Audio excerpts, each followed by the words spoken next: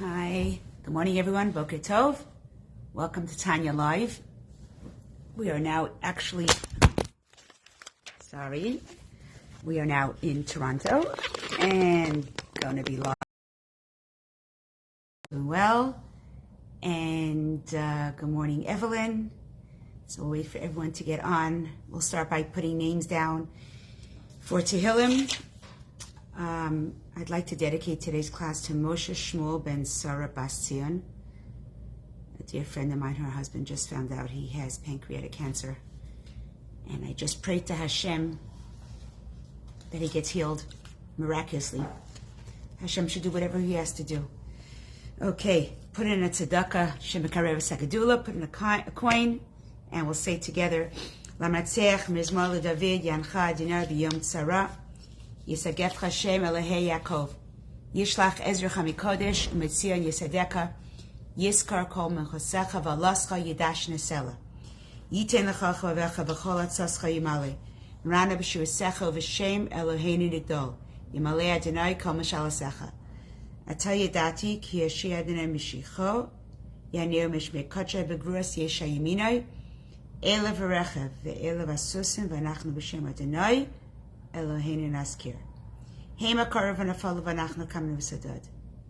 Adonai Hashir Hamel Hanenu V'Mkarenu. Hello, good morning, Lynn. Good morning, Evelyn. Good morning, Arlene.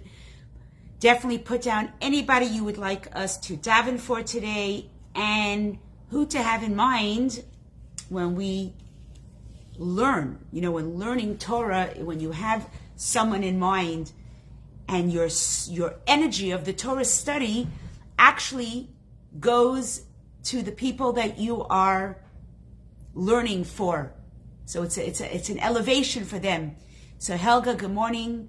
This will be in schus of your dear sister. And Neshama should have an aliyah. Okay, Doritz giving us Aviva Bas Yehudit, Adelia Rivka Bas Leah, Rachel Bas Vivian, Refuah Shalema.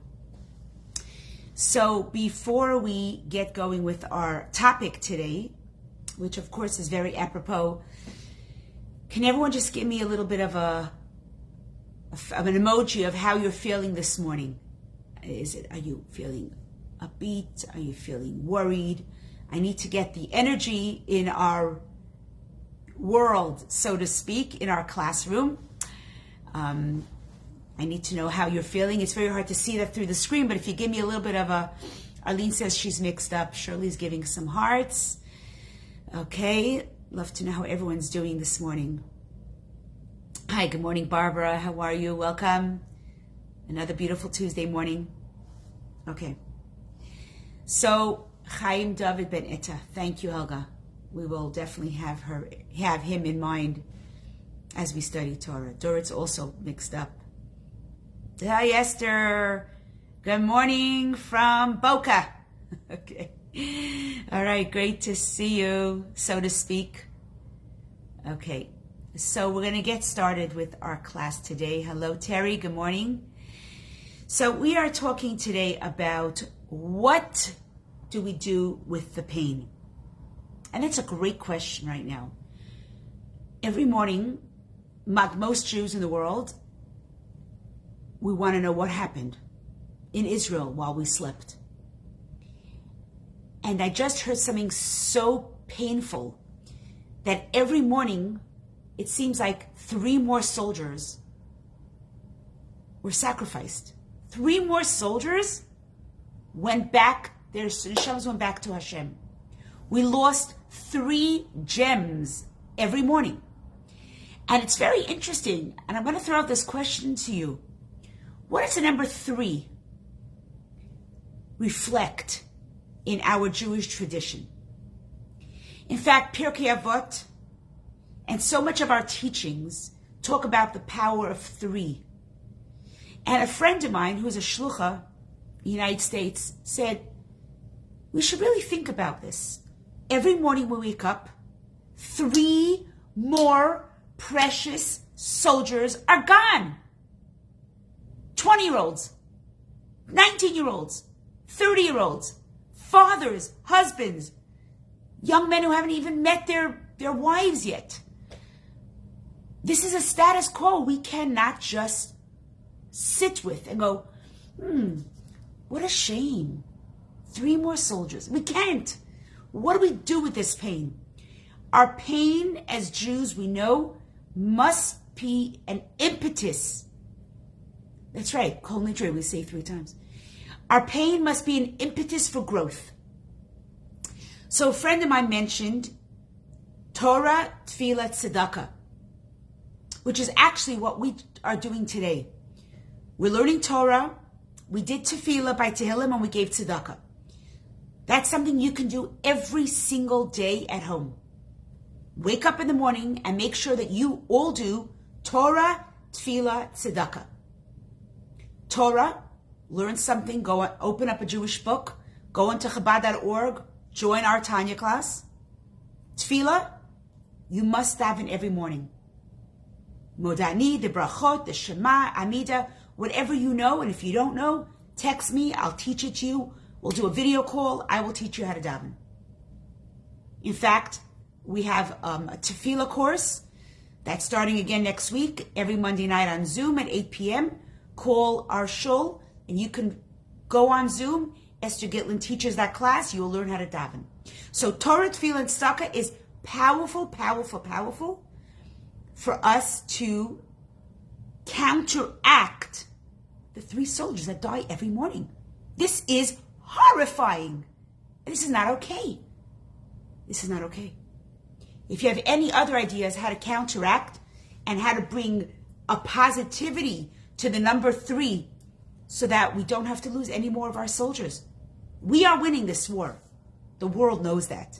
Hamas knows that. America knows that, and Israel knows that. But we want to win the war fast, so no more soldiers have to be sacrifices. So the question I started off with is, what do we do with the pain? And think about it. Every single conversation that Jews around the world have today, every conversation, good morning Karen, good morning Lori, every conversation is about the hostages, about bringing them home, about the families, about the 70,000 evacuees who are now in Eilat. And actually, in honor of my birthday, we're making a fundraiser to raise money for them. It's all that's taking over our mind. It's all we're talking about. It's all we're talking about. The brutality, the barbarism that our hostages have lived through and are still living through. So what do we do with this pain? And as a chassid of the Rebbe, I go to one source. I go to our Torah. And I go to specifically the teachings of Chassidus. And specifically the teaching of the Rebbe. What does the Rebbe say? How to deal with pain? And I want to go back to this past Shabbat when we all in Shul read when Yaakov, hi Carrie, good morning.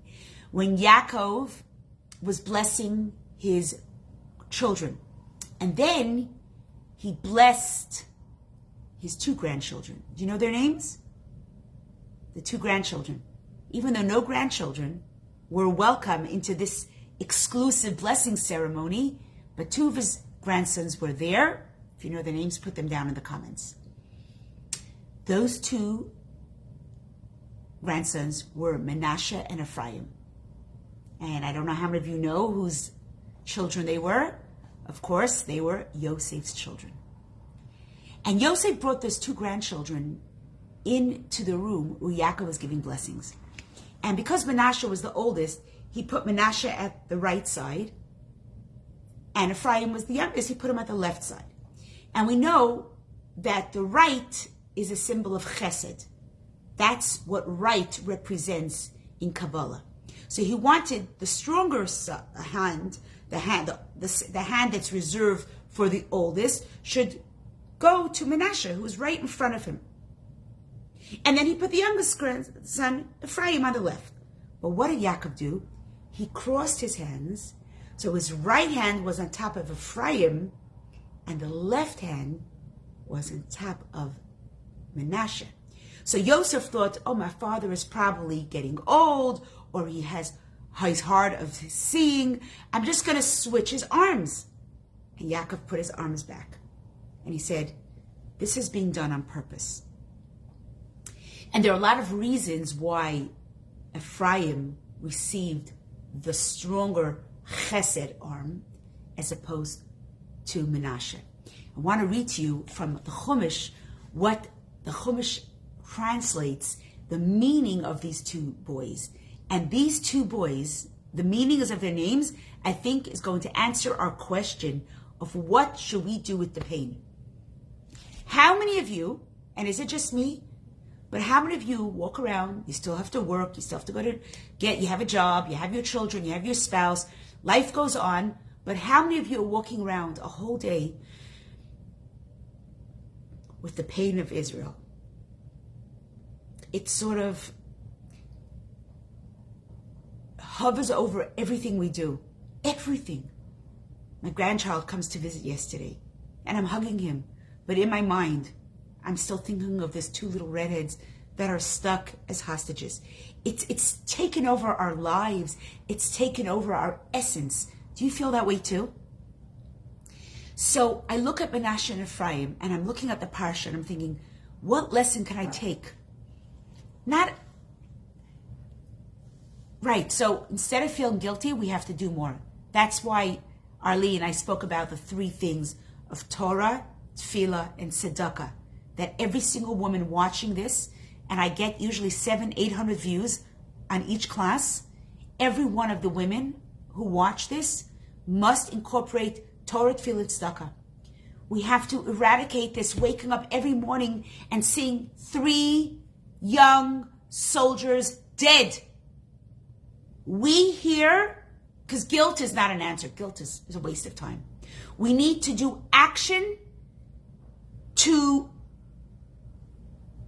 sort of reflect that and transfer to Israel so that those 3 sons of Israel, whoever are meant to die, our tefillah should protect them. I know we're all giving money for better helmets and better vests, and we are giving. So how do we deal with this, Arlene? How do we deal with this? Okay, so it says like this. Joseph had his first son, the Bechor, Menashe.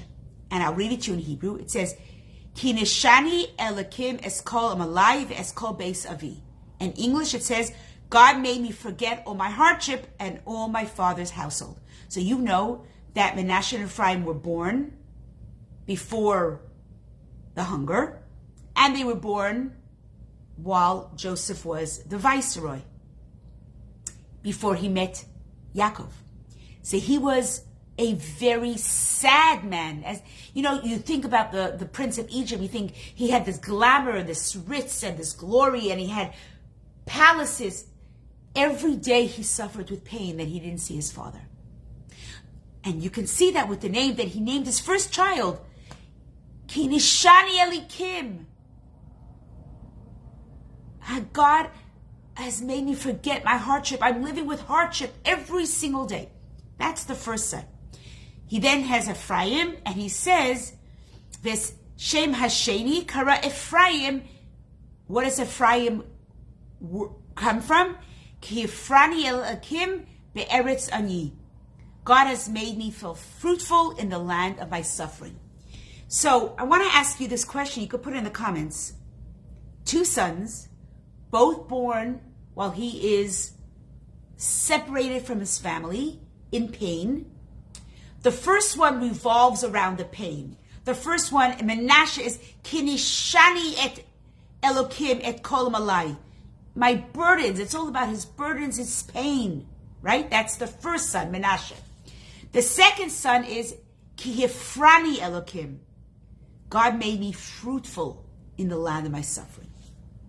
One is focusing on the suffering, one is focusing on the fruitfulness. And I think we can take, this is from the last Chumash of Bereshis, right? We just said, Chazak, Chazak, V'nis Chazek. We can learn from these 2 sons and the fact that Yaakov crisscrossed his arm and he chose Ephraim to receive the right arm blessing.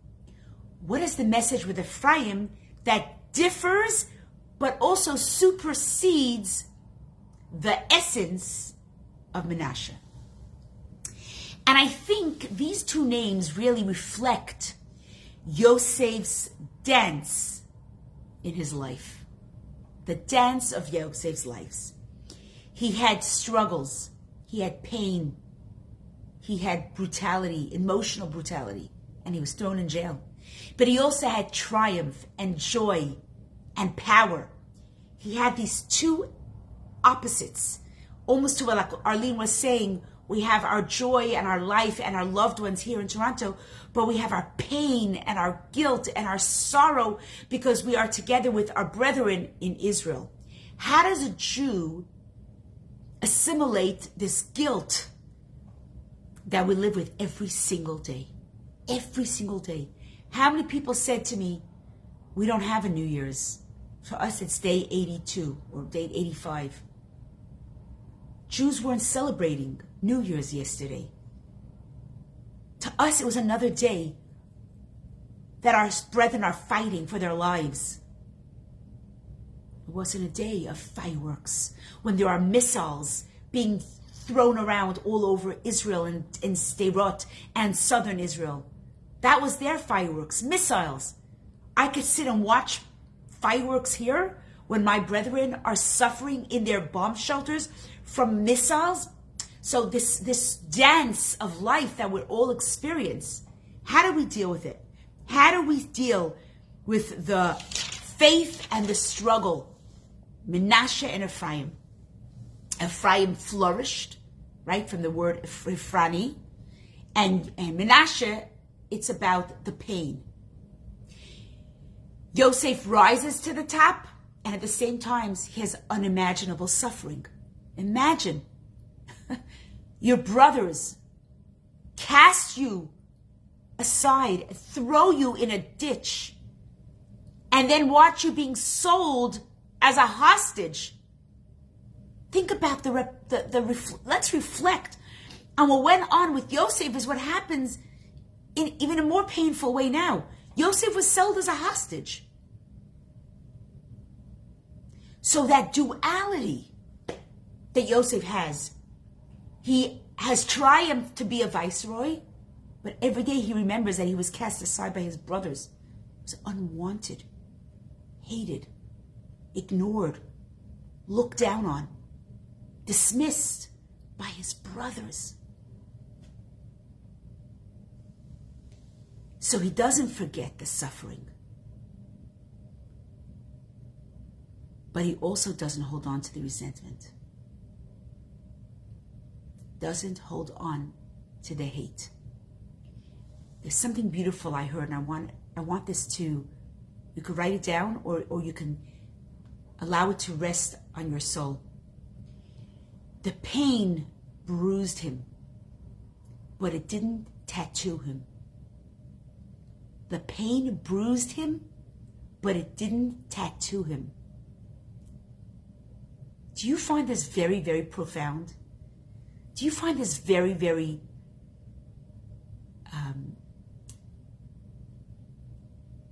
almost exploratory, the way we as Jews are living with this actuality now? We have a pain. It's bruised us, but it's not tattooing us. Do you love it as much as I do? I'll tell you why I love it. We have to remember that our pain is to be used as a ladder. To get out of our pain, to do better, and to succeed in this, we have to take our pain and use it as an impetus for growth. You know, when you come into my preschool, the first thing you actually see is a wooden ladder. I picked it up at Winners last year. And I placed it at the front of my school. And on the ladder, on the rungs, I have pictures of the children. And every morning when I walk in, first of all, I'm hit by the beautiful pictures of the children. But I also have the reflection of a ladder. A ladder is for always to grow. To be able to get out of our ditch, to get out of our hole. We're given a ladder, and Hashem says, take this pain and let this be your ladder to climb out. And how do we do that? So Yaakov reminds all the Jewish people. He crosses his hands and says, I want you to know what you should do with the pain, because you're going to have pain. Yaakov knew it's going to take a long time for Mashiach to come. Remember last week we spoke about how Yaakov was actually given the revelation of when Mashiach would come, and when he was about to reveal it to his sons, Hashem made him lose that thought, lose that Ruach HaKodesh. But still, Yaakov is teaching us, what do we do with the pain? Hey, Michelle, how are you? What does Hashem say? Stay connected. Stay connected to your pain. Remember where you come from, but stay positive. Don't let it define you, and don't let it keep you in the dumps, in the ditch. Always remember to take that pain and climb up the ladder. And this is a real question for us, because every time we see the pain, it's like a punch in the gut. It's a punch. It's like another three soldiers. How much more can we take? We want to resign. We want to give up our Yiddishkeit. And God, you could allow this. We're out of here. I want to tell you about a young boy, an atheist. This story just happened this week. An atheist, which means he's a young boy in Israel. And you know, a lot of secular boys are soldiers. By the way, very interesting. I read a very interesting article in the J Post this week. It was written by one of their writers, a secular Jew. He writes, did you notice that 50% of the boys that are dying in Israel are religious Jews? He says, they don't even make up 10% of Israel. Religious Jews take up 10% of Israel. How is it that 50% of their boys are dying? And he's brought out 2 points. He says, number one, he says to the Israeli public, I want you to realize that 50% of the soldiers today are religious. So no more of this disunity that they don't join the army and they're letting us kill our sons and the religious Jews. There's no more of that. There's no more religious and secular. We're one people. Am echad. That's it. There's no more religious or secular Jews. Sick and tired of the labels, and you know my whole rant on that. There's no more of that. But this secular guy felt he had to bring it up, and he says, remember, the religious Jews, those boys begged to go up front. They're in the Golani. They're in the front. They're out there door to door now, the feet on the ground, the boots on the ground. That's why so many of them are dying. He says, I don't want any more of this divisiveness of religious versus secular. But this is a story he tells. He says, there are no atheists in foxholes. So this young soldier repeats the story, and I'm going to tell it to you verbatim. He says, I was contacted by our unit commander and told to go meet up with a group of soldiers. He says, we cannot send you any more ammunition. Just use what you have. If you need more, take from those who are gone. I understood where I was being sent. I got there, and we were a group of secular soldiers. Among us was one who was so secular that even on the holiest day of Yom Kippur, he didn't refrain from work. Gunfire was coming towards us. The bullets were heading our way. We fired and we tried to hit back. But we could feel that we were being surrounded, and there were hundreds of Hamas around us. We were running out of ammunition. We knew we wouldn't get out of there alive. God forbid. The bullets were getting closer and closer, and they were coming from all sides. I was standing next to the fellow who was the most secular among us. God, Torah, mitzvahs had been the farthest thing from his mind. Now he turns to me and he says, listen, if we get out of here alive, know that I will keep Shabbat. It is impossible to explain in natural terms what happened next. As he said these words, within 20 to 30 seconds, suddenly, the sound of the gunfire begins to recede, moving further and further away from us until it is gone completely. I'm not a religious guy, but since then, I go to synagogue every Friday night and Shabbos day. As secular as Israelis, we have many questions about God. But for our group, it was obvious that God was right there with us and saved our lives. You know, my friends, we have to remember this. In the pain, it's not the hurt. It's what we do with it. Let's learn from our Israeli soldiers that right now we have to realize that the angels that watched Yaakov are watching each and every single one of our soldiers. And we have to remember that just as we pronounced Chazak, Chazak, Nischazek this past Shabbat and Shul, it wasn't a coincidence that it's coming during the trying, very, very trying times of our nation. But we will be victorious. And so different than the Holocaust that we lost 6 million, this war is going to be over very, very soon. And this time we are going to be in total victory because we will have wiped out Hamas. If you watch any of Bibi Netanyahu's talks to the Jewish nation, you can see that he's very, very steadfast and very emphatic that this time they're not stopping. There's no more ceasefires. We're done. Hamas is done. And so are our enemies. Not only physically, but because every Jew around the world is galvanizing and doing more. There isn't a Jew that I know that hasn't upped their ante in Yiddishkeit. If you do Shabbat, you're going to do more. If you keep kosher a little bit, you're going to do more. If you gave tzedakah a drop, you're going to give more. If you had one mezuzah, you're going to do more. If you lit Shabbos candles but not on time, now you will. If you sometimes had a Friday night dinner, now you will every Friday night. If you never came to shul, now you will. No one's staying the same. And this, by the way, is exactly what Hashem needs. All the gifts before we were told Hashem is waiting for us to tip the scale. We've tipped the scale, my friends. Mashiach is ot. You know what ot means? Ot kommt Mashiach. Mashiach kommt gleich jetzt. We are ready to welcome. For those women who are still waiting for me to teach them about mikvah, please reach out to me. I have to say, I've had many, many women who have met me in my office and have called me, and they are starting to do mikvah. One woman who's in her 70s, she's going one time, because she stopped her period already 25 years ago. She's going one last time. It's uncomfortable. Yes, it might seem uncomfortable. By the way, once you go, you'll see it's not uncomfortable. It's lovely. But this woman who's going next week, because she wants to do something more for Israel.